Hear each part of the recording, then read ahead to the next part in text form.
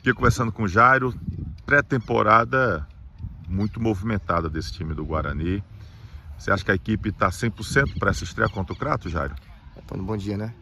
É verdade, a pré-temporada foi muito boa, graças a Deus todo mundo se empenhou, né? Ficou bem fisicamente, agora tem que colocar em prática nos jogos que é amanhã, né? Começa com fé em Deus, que a gente possa chegar e fazer um grande jogo para ajudar o Guarani com a vitória.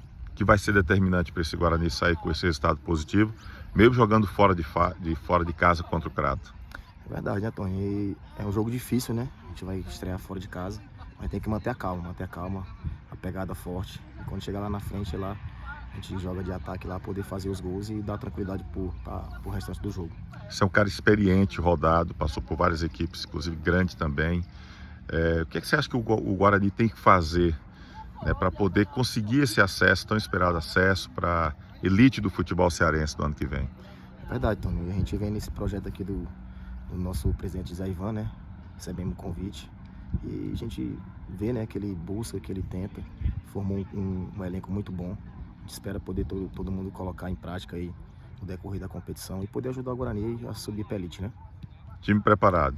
Todo mundo preparado, vamos embora em busca dessas primeiras vitórias.